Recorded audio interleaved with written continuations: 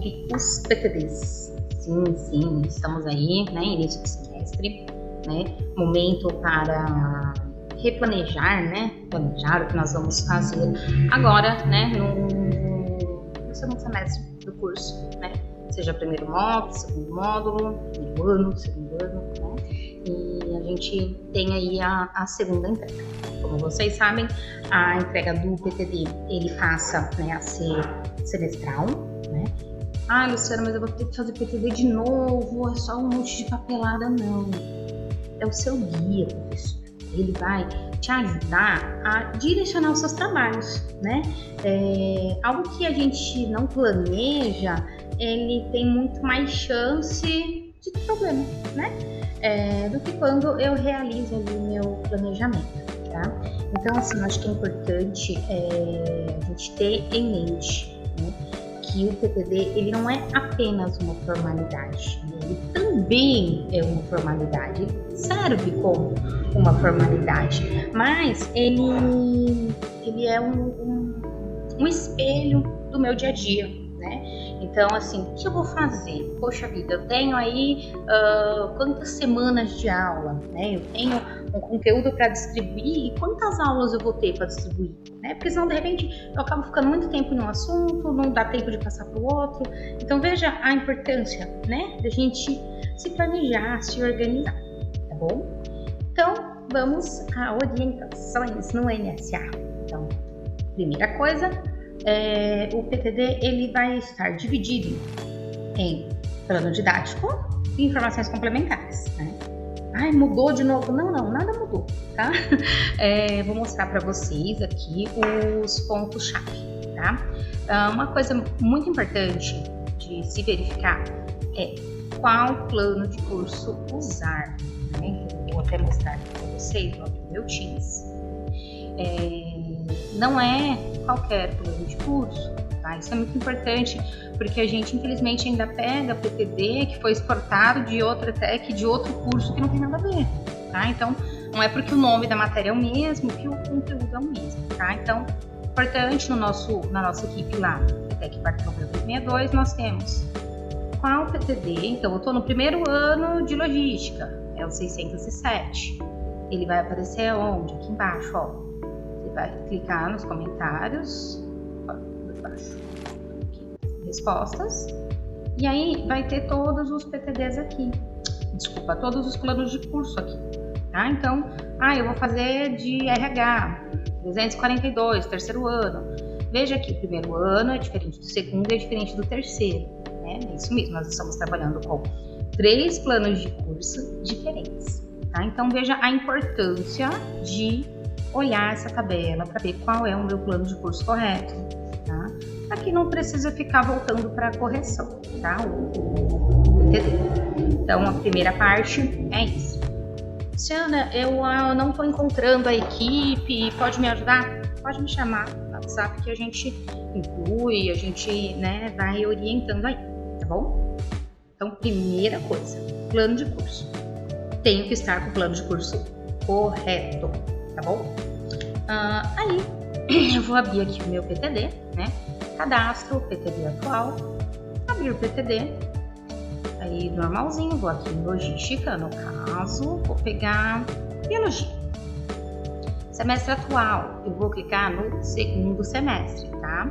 Se eu clicar no primeiro, ele vai abrir o PTD que eu realizei no semestre passado, tá? Então, segundo semestre vai abrir em branco, né? Bonitinho, beleza? Então, primeira coisa aqui, vou selecionar o bimestre, né? Terceiro, quarto bimestre.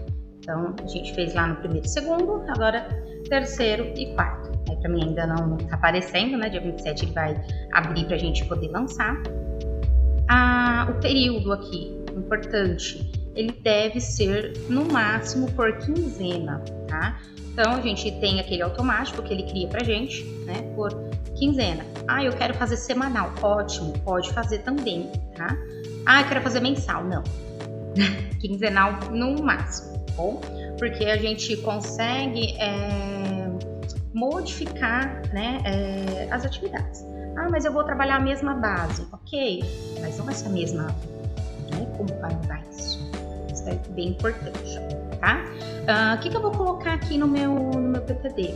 O que eu não coloquei no primeiro semestre. É muito importante vocês pegarem, abrir o seu PPD do primeiro semestre, comparar no plano de curso o que eu não dei ainda. E aí é o que você vai colocar no seu PPD, tá? Porque é importante que não passe nenhuma base tecnológica, competência, sem a gente ter trabalhado, né? A gente pode adicionar competências extra, habilidades extra, mas é importante que a gente cumpra, né, o mínimo que está no plano de curso, tá bom? Então, primeira coisa. Então, eu vou saber o que eu vou fazer e como eu vou fazer, tá? Existe uma recomendação muito forte da questão das metodologias ativas, né? Como nós temos conversado nas nossas reuniões, né?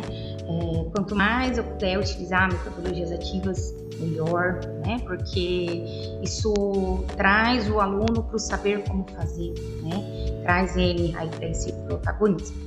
Vou maximizar aqui. Então, as datas eu falei, né? Quinzenal. Competências, habilidades, bases tecnológicas ou conhecimentos e temas, né? Isso são itens que nós vamos copiar do PPD, do plano de curso, tá? Aqui, procedimento didático, aqui que eu vou mudar quinzenalmente, gente. Eu vou colocar, por exemplo, uma quinzena eu tô com aula expositiva, na outra semana, na outra quinzena, eu tô com atividade de vídeo, produção, que a gente vai estar fazendo, tá? Então, esse procedimento didático é o como, né?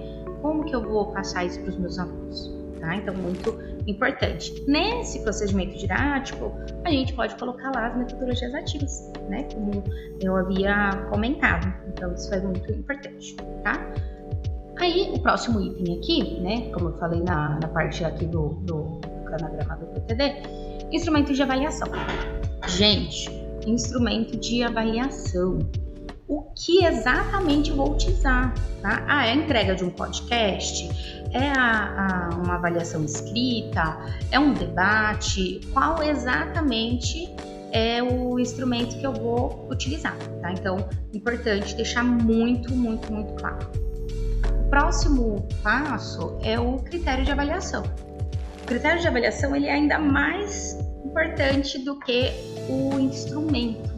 Como assim, Luciana, mais importante? Gente, tem que ficar muito claro, muito, muito, muito claro. Eu vou entregar por exemplo, lá que eu dei do podcast.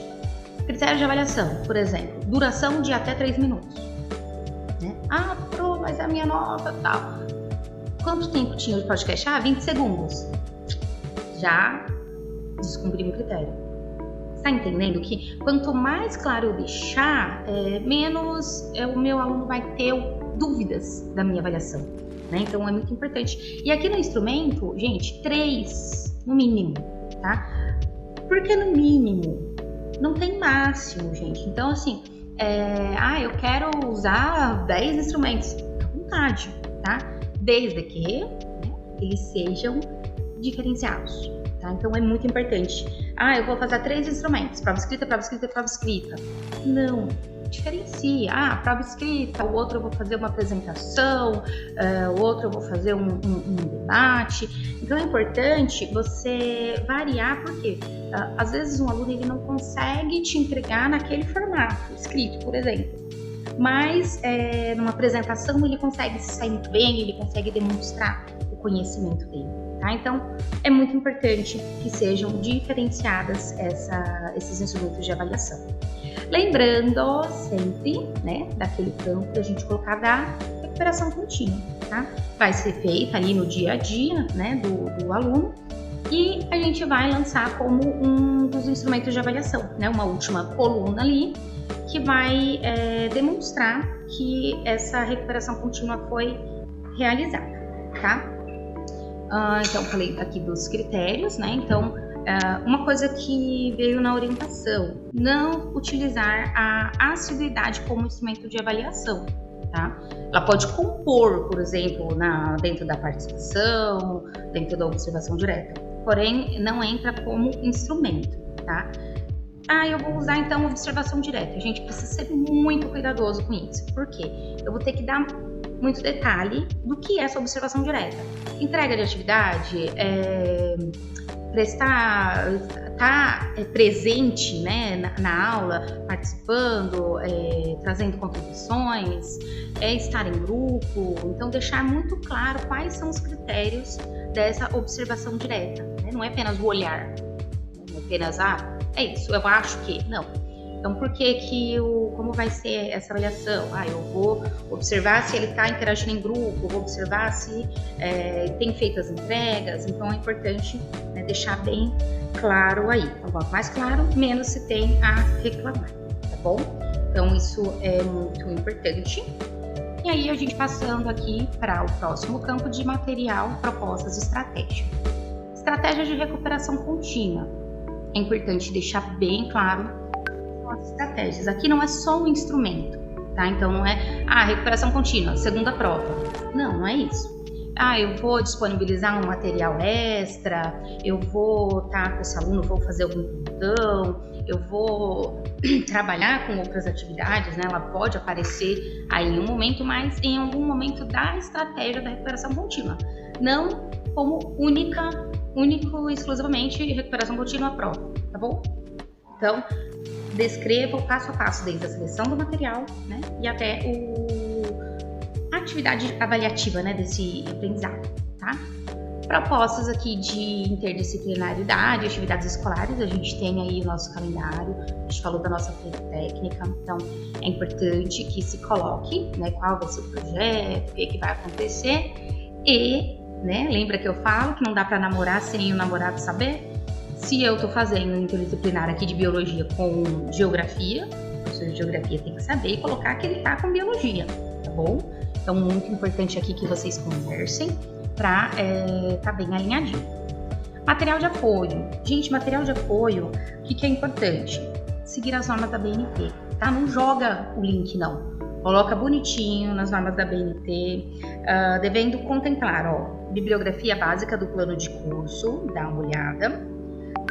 Tático, no caso da formação básica, e as demais referências, né, que o professor utilize. Coloque nas normas da BNT. Se vocês quiserem, eu até coloco aqui o link das normas para vocês, tá bom? Mas é importante para a gente ter um trabalho bonito, bem feito, que os pais vão ver, a comunidade escolar como um todo vai ver, né? E vai falar, poxa, meu professor é muito cuidadoso com isso. E o último item aqui é o itinerário formativo. Nossa, esse aqui não tem, porque é biologia. Eu vou abrir um outro aqui, que é o de laboratório de investigação científica, Ele abre, né, além daqui das atividades de integração e tal.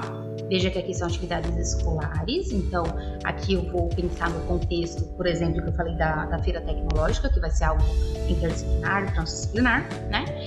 E aqui eu vou falar especificamente do meu projeto, né? O meu projeto do componente, né, que é aquele que vocês têm realizado aí lindamente, né, eu pude observar aí nos relatórios, foi muito legal, tá? Então, até lembrando aí dos relatórios do segundo bimestre, né, quem ainda não realizou a entrega, e aqui a gente vai colocar quais os componentes que vão trabalhar junto, tá? Mesma coisa do outro, lembrando de avisar o outro que você está trabalhando com ele, né, todo mundo tem que saber aí. Então, muito importante aí, né? Descrição do projeto, o tema, baseado sempre no plano de curso, tá? Então, tá lá no plano de curso que eu vou trabalhar com a educação financeira que eu vou trabalhar. Eu vou dar um outro nome pro meu projeto. Ok, maravilhoso. Mas na descrição é importante, né? Que fique claro que eu estou trabalhando aí no meu plano de curso. Bom, por enquanto é só, né? Então espero aí que esse vídeo ajude vocês, né, a desenvolver melhor aí os planos